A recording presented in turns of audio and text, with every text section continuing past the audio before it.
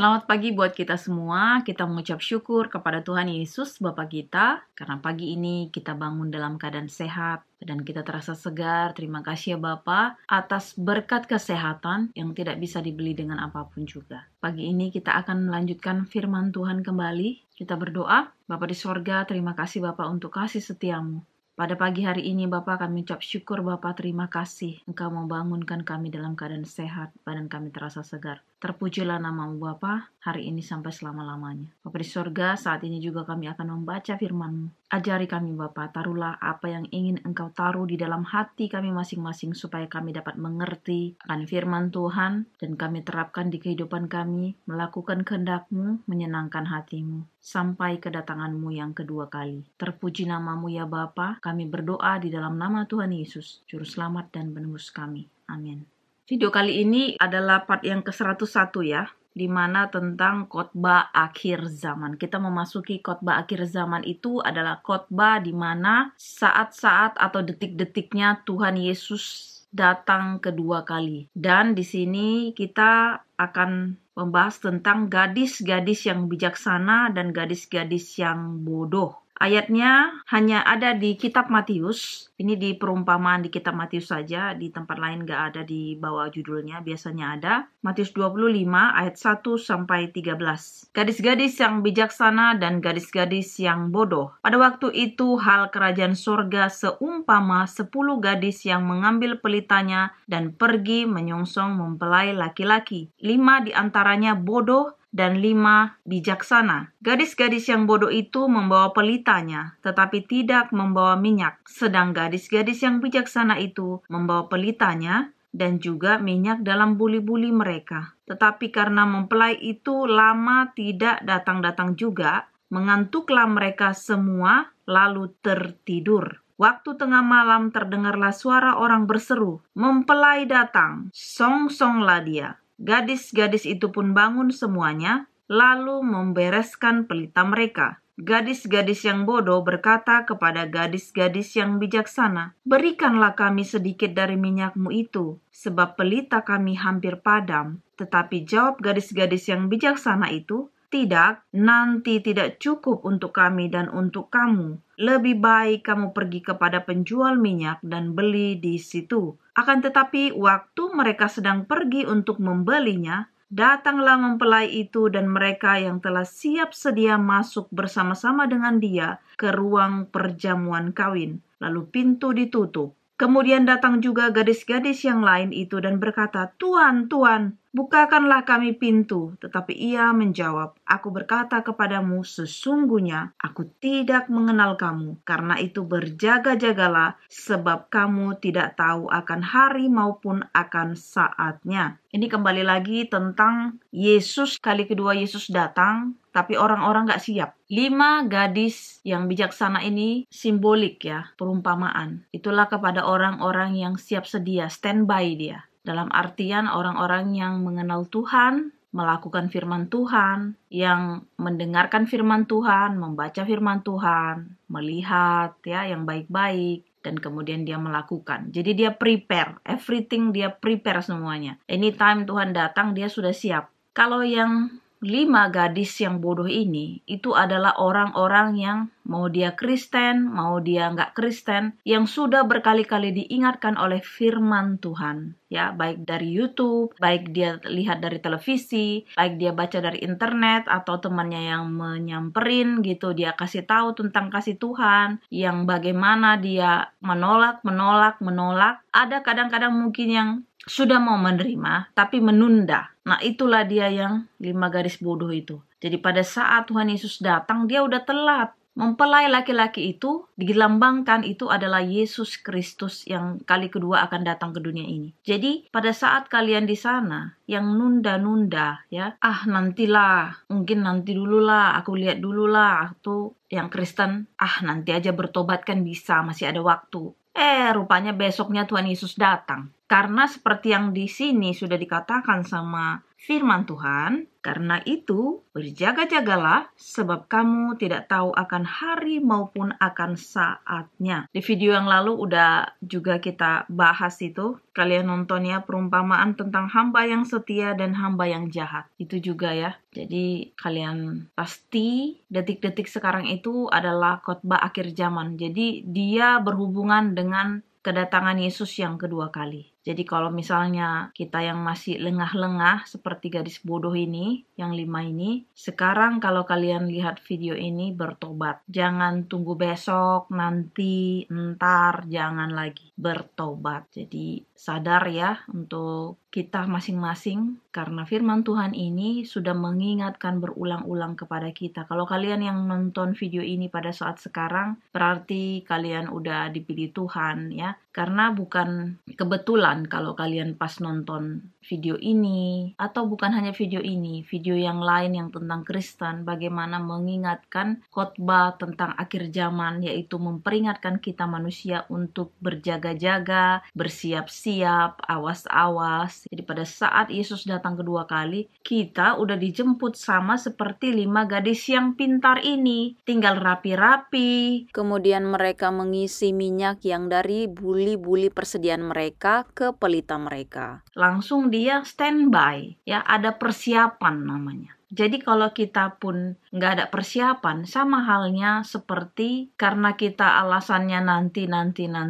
pas Tuhan Yesus sudah datang, kita seperti 5 gadis bodoh ini lagi melakukan dosa atau sebagainya. Tuhan Yesus datang, kita ketok-ketok, Tuhan tolong bukakan pintu. Tuhan Yesus tinggal bilang, aku tidak mengenal engkau, menyalah engkau segala pembuat kejahatan. Padahal selama ini kita katanya anak Kristen, udah dibaptis lagi. Tetapi perlakuannya anak setan. Jadi sangat bertolak belakang. Makanya kalau kalian di sana sekarang tergetuk, jangan tunda, bertobat, sadar, dan kembali ke jalan yang tepat, yang lurus. Tuhan Yesus sudah kasih jalannya. Tuhan Yesus sudah bayar semuanya. Tinggal kita itu ikut aja sama dia, mau aja. Dia udah bayar semua. Intinya kalau kita jadi seorang ibaratnya budak, sudah dibebaskan sama Tuhan. Ya, udah dilunaskan kita. Jadi udah free. Dia bilang ikutilah aku katanya. Tapi Tuhan itu memberikan free will. Kamu mau ikut aku atau kamu jalan sendiri. Jadi dia nggak ada paksaan. Nah, bagi kita yang bijaksana, pastinya kita udah ditebus ya kita ikut dia dong. Karena bersandar kepada diri kita sendiri, kita nggak mampu. Dan satu hal di luar Tuhan, kita menentang Tuhan, kita melawan Tuhan. Tidak ada lagi jalan. Pilihannya hanya ada 2. Tuhan Yesus atau iblis. Jadi kalau kita masih nunda-nunda lagi, artinya kita udah jadi iblis itu sendiri. Dan kalau kita udah terlambat itu, pastinya kita menyesal. Jangan sampai kita menyesal. Kalau kita dari sekarang, firman Tuhan sudah mengingatkan kita berulang-ulang. Memang benar katanya Tuhan Yesus itu adalah panjang sabar. Tuhan Yesus benar-benar sabar terhadap umatnya. Tetapi kalau timingnya udah stop, ibaratnya udah saatnya, kita nggak bisa lagi. Tuhan Yesus bilang apa? Aku tidak mengenal engkau. Meskipun kita berseru-seru, makanya dibilang Tuhan bukan yang menyuruh-nyuruhkan namaku, Tuhan. Tetapi dia lakukan kejahatan. Itu Tuhan nggak suka. Itu sama dengan orang Farisi yang hanya membuat peraturan untuk memberatkan kebeban orang, ke bahu orang dia kasih, tapi dia sendiri nggak melakukan. Tuhan Yesus berkali-kali mengingatkan kita akan orang Farisi, akan awas-awas nabi-nabi palsu dan sebagainya. Ingat, sangat mudah sekali untuk melihat nabi-nabi palsu. Lihat ucapannya dan perbuatannya sehari-hari. Apakah itu sama? Kalau nggak sama, jadi kita pertanyaan. Tapi kalau semuanya sama, karena anak-anak terang itu, ya anak-anak garam itu, dia berdampak, dia mempunyai rasa. Makanya dibilang, kalau garam itu menjadi tawar, tidak ada lagi gunanya selain dibuang dan diinjak-injak orang. Jadi kalau garamnya, dia namanya garam, tapi udah tawar. nggak ada gunanya lagi, dibuang, diinjak. Jadi artinya kalau kita sebagai orang yang udah nggak berguna lagi, ya udah kita jadi apa? Jadi sampah lah, sampah masyarakat jadinya. Tapi Tuhan Yesus kan belum datang, masih ada kesempatan kan? Bertobat, sesali semua dosa kita. Siapapun kita di dunia ini punya dosa, termasuk aku. Aku banyak melakukan kesalahan dan dosa. Seperti aku bilang, dosa-dosa yang Tuhan tidak suka, dosa-dosa yang sangat kotor, aku pernah melakukannya. Tetapi Tuhan Yesus sekarang mengetuk pintu hati kita masing-masing. Tok, tok, tok. Halo, Uli. Dengar ini aku. Sebelum aku datang ke dunia yang kedua kali, bertobatlah kau, supaya kau mendapatkan kehidupan yang kekal. Tuhan Yesus memperingati aku berulang-ulang. Mungkin pada saat itu aku nggak dengar. Baik pada saat aku lagi sehat, nggak dengar. Telinganya ditutup sama benda-benda. Akhirnya Tuhan kasih ini, kasih itu, ya, peringatan. Bukan dibilang hukuman yang Tuhan itu, kok Tuhan kejam banget kasih hukuman gitu, bukan. Tetapi itu peringatan kita supaya kita alert, langsung oh ya. Sama seperti kalau kita lagi anak kecil kita salah kan, kita gak denger kan, mamanya lagi bilang dipanggil-panggil, uli, gak denger. Lalu diginiinnya, hey, dijewer. Oh ya, lalu kita seperti ini. Baru kita, oh aku salah ya, gitu. Aku gak denger ya. Jadi kalau kalian di sana yang nonton firman Tuhan, mengingatkan kembali, bukan hanya dari channel ini, ya, bukan hanya dari video-video aku yang aku kasih tahu, dari siapapun yang kalian dengar tentang kebaikan Tuhan, tentang alertnya, ya, persiapan, prepare. Sebelum Tuhan Yesus datang yang kedua kali, kita harus bertobat, siapkan dirimu, karena kita akan menyongsong mempelai laki-laki. Kalau mempelai laki-laki itu disimbolkan adalah Tuhan Yesus. Jadi kalau mempelai perempuan kita disimbolkan kita adalah jemaat. Jadi berarti kita nikah dong sama Tuhan, dalam artian bukan seperti itu, simbolik ya. Jadi kalau dibilang mempelai perempuan adalah jemaat itu berarti kan perempuan sama laki-laki, jemaat gereja. Tapi disimbolkan mempelai perempuan itu adalah jemaat gereja, orang yang percaya. Persiapan kita menyongsong mempelai laki-laki, yaitu Tuhan Yesus Kristus. Itu seperti perumpamaan. Tetapi kita itu bersiap-siap menyambut Dia, karena Dia akan menjemput orang yang percaya untuk memberikan hidup yang kekal. Karena orang tadi yang tidak percaya, dia akan masuk ke dalam neraka bersama si iblis. Jadi kalau kita nggak mau jadi anak iblis, bertobat dari sekarang. Nggak ada waktu lagi main-main nanti-nanti gitu. Ntar nggak ada. Bertobat sekarang. Tinggalkan. Jangan kompromi. Seperti aku bilang, jangan kompromi. Semakin kalian kompromi, seperti yang 5 gadis bodoh ini. Kompromi dia. Entarlah. Nggak ada persiapan. Sementara yang lainnya itu udah disiapin dengan yang 5 buli-buli. Kalau kita udah persiapan seperti itu, jadi kalau misalnya si mempelai laki-laki itu nggak tahu pasti kapan datang, tapi kan kita udah bawa minyak di buli-buli. Jadi anytime dia datang, kita tinggal prepare, masukin lagi, nyalakin lagi cahaya kita, terang kita. Seperti itu. Jadi biarlah ini menjadi bahan perenungan buat kita. Pilihlah gadis yang bijaksana, jangan gadis yang bodoh. Karena seperti di video yang lalu, Tuhan sudah bilang, camkanlah, aku sudah memperingatkan. Kalau kita sedang bekerja, contohnya, kita melakukan kesalahan. Pastikan ada namanya SP, surat peringatan pertama. Lagi, melakukan kesalahan lagi, surat peringatan kedua. Terakhir, surat peringatan ketiga, ya. Kalau masih lagi, aku nggak tahu apakah ada perusahaan yang 2 kali langsung 3 kali pemecatan. Tapi, kalaupun ada yang sampai 3 kali, dia juga masih melakukan kejahatan, atau ya kesalahan yang sama gitu ya, dan kemudian dia mengalami namanya pemecatan, itu kesalahan berarti di dianya sendiri, dia nggak mau berubah. Karena 1 kali peringatan nggak dengar, 2 kali peringatan nggak dengar, 3 kali nggak dengar juga. Ya kalau berkali-kali kan orang pasti yang lainnya juga akan mikir, loh ini anak ini kenapa sih di sini gitu. Kenapa dia nggak dipecat aja? Pasti kan orang-orang yang di sekitarnya juga jadi komplain. Nah jadi kalau kita nggak mau dipecat, seperti 5 garis bodoh ini, aku nggak mengenal engkau katanya karena pintu sudah tertutup ya, waktu udah habis. jadilah bijaksana. Kalau kita mau jadi bijaksana, berarti kita harus prepare, siapin semuanya. Siapin jauh-jauh hari. Kalau kita pun mau travel, nggak mungkin di situ mau travel. Kita mau berangkat, di situ kita rapi-rapi. Banyaklah pasti ketinggalan. Ya kecuali kalau urgent. Ya kalau urgent aja biasanya pun besok berangkat, malam ini udah pasti kita nggak tidur kita. Pasti udah semuanya kita harus siapkan. Jadi harus bersiap.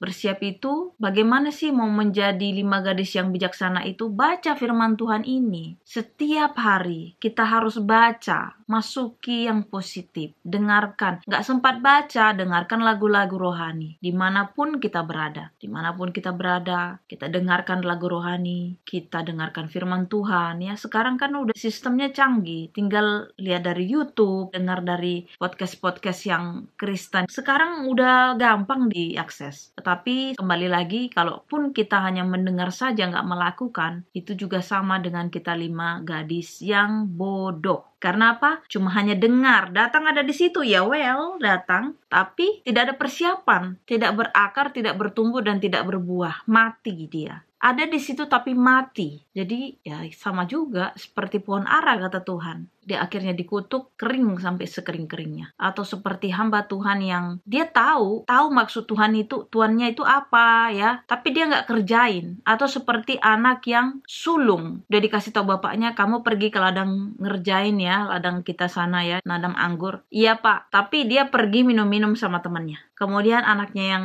bungsu, dia bilang, nak kamu pergi ke ladang anggur kita, kerjain ladang kita. Gak mau katanya. Kemudian si anak yang bungsu ini menyesal dia. Dia bertobat, akhirnya dia pergi juga ke ladangnya. Siapa kata Tuhan? Siapa yang melakukan ini? Jadi bukan hanya kita bilang, Tuhan berseru kita ke gereja, kita ikuti grup-grup Kristen ini. Tetapi pada saat perlakuan kita nol, itu sama aja Tuhan gak berkehendak, tidak menyenangkan hati Tuhan. Jadi itu sama dengan 5 gadis yang bodoh. Udah dipilih tapi nolak. Nah itulah, aku pasti pernah mengalami hal itu. Tetapi aku gak mau lagi ngulangin. Sekarang aku udah dipilih Tuhan benar-benar, udah dipersiapkan Tuhan, udah diberikan Tuhan begitu banyak mujizat, berkat-berkat. Masa aku gak nyenangkan hati dia? Masa aku gak mau ibaratnya SMS dia? Ini kan lamanya SMS sama Tuhan, telepon sama Tuhan, tanya kabarnya Tuhan ini. Kan seperti itu. Sebelum menyiapkan video ini aku udah nyanyi puji-pujian, aku udah doa. Jadi seperti aku jaga komunikasi sama Bapakku. Nah, kalau kita sudah jaga komunikasi, setiap apapun permasalahan hidup kita, jangan kalian pikir aku di sini sendiri, nggak ada siapa-siapa, ada suamiku. Walaupun aku nggak punya anak, suamiku kan ada. Jadi kalau kalian bilang aku baik-baik saja, gini, nggak ada Allah gini. Nggak juga. Suami istri itu kan pasti ada aja namanya perbincangan ini dan itu dan sebagainya. Dan 2 kultur yang berbeda. Sedangkan kita sama-sama orang Indonesia aja bisa bercerai, apalagi beda kultur. Tetapi kenapa bisa bertahan? Kenapa kami masih bersama-sama? Kenapa kami masih saling menjaga untuk kehidupan pernikahan yang benar-benar Tuhan inginkan? Semuanya karena kasih karunia Tuhan. Semuanya karena berkat Tuhan. Tanpa Tuhan aku nggak bisa apa-apa. Tanpa Tuhan aku udah lama-lama mungkin seperti mati. Ya, pada saat aku penyakit kanker itu, aku mungkin udah lama mati. Ya, jadi apatis. Mungkin jadi nggak cepat sembuhnya. Tapi karena kasih Tuhan melingkupiku, sehingga aku sehat dan sembuh. Dan pada saat menjalani rumah tangga juga bukan gampang. Semuanya pasti kita mempunyai masalah. Tetapi kembali lagi aku ingatkan, kasih Tuhan, ya, kasih karunia-Nya itu selalu melingkupiku, menyertaiku, mengajariku dalam setiap pergumulan masalah apapun itu. Kalian pikir langsung ting selesai masalahnya? Bukan gitu. Bagaimana aku bisa menyelesaikannya? Karena aku baca firman Tuhan ini. Aku setiap pagi, seperti aku bilang, atau mungkin kalian gak bisa setiap pagi, tapi paling gak setiap hari, mau malam, mau siang, kapanpun, sempatkan kalian berbicara dengan Bapa kita itu. Dia gak pernah, kita udah jam segini udah tutup kantornya, atau aduh jangan kesiangan ya, saya soalnya mau makan siang, atau aduh jangan malam jam sekian ya, soalnya saya udah istirahat. Tuhan Yesus tidak pernah seperti itu. Bapa kita itu anytime. Mau pagi kek, mau siang kek, mau malam kek, mau subuh-subuh kek. Kapan engkau sempat, ketuklah pintunya. Ketuk, Bapa, aku datang. Dia pasti akan menyambutmu. Dia nggak pernah menolak. Mau kita dalam keadaan kotor, mau kita keadaan lagi sakit, keadaan lagi nggak berdaya, terhina, ya, dan kita dikucilkan sebagainya. Don't worry, datang aja sama Tuhan Yesus. Datang sama Bapa kita itu. Bapa, keadaanku seperti ini. Kuatkan, pulihkan.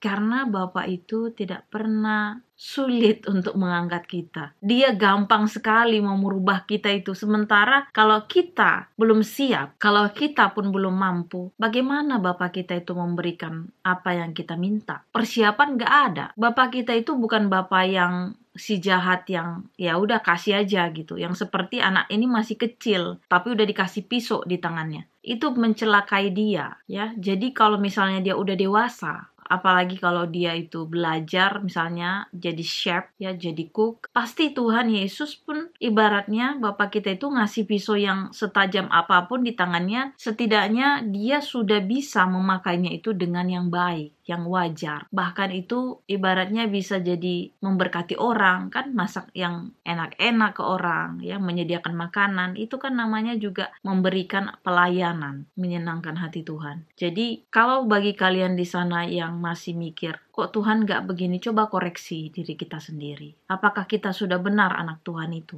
Apakah kita sudah benar anak pengikut Kristus itu? Jangan kita bilang aku Kristen, pengikut Kristus, anak terang, anak garam, tetapi kita tawar, kita perlakuannya anak setan, anak iblis. Tidak pernah sedikit pun kita cerminkan anak Tuhan. Bagaimana kita bilang kita anak Tuhan kalau kita pun tidak bertobat dari sekarang? Jangan pernah mengandalkan dirimu sendiri. Pilihan semua ada di tangan kita masing-masing, karena Tuhan memberikan kita kebebasan untuk memilih. Tapi jadilah 5 gadis yang bijaksana ini. Prepare, siapkan dirimu dari sekarang. Jangan tunda besok, nanti, entar, jangan lagi. Karena waktu-waktu Tuhan kita nggak tahu. Tapi kalau kita siap sedia, kapanpun, anytime, Tuhan datang, kita udah hanya tinggal nyalakan pelita kita isi minyaknya dari buli-buli kita itu, kita tinggal menyongsong mempelai laki-laki, yaitu kita menyambut kedatangan Tuhan Yesus yang kedua kali. Inilah doa dan harapan kita berdoa. Bapa yang bertahta di dalam kerajaan surga, bersyukur, berterima kasih kami Bapa atas firman-Mu mengajarkan kami supaya menjadi 5 gadis yang bijaksana. Kami tidak mau menjadi 5 gadis yang bodoh Bapa, yang hanya datang mengatakan aku Kristen, aku anak Tuhan, tapi tidak menyiapkan dirinya seperti anak Kristen, seperti anak Tuhan. Mampukan kami Bapa sepanjang hari ini sampai kedatangan-Mu yang kedua kali, kami tetap setia melakukan turut kehendak-Mu, menyenangkan hati-Mu. Bapa, begitu banyak cobaan dalam kehidupan kami. Kami tidak sanggup kalau sendiri Bapa. Sertai kami Bapa.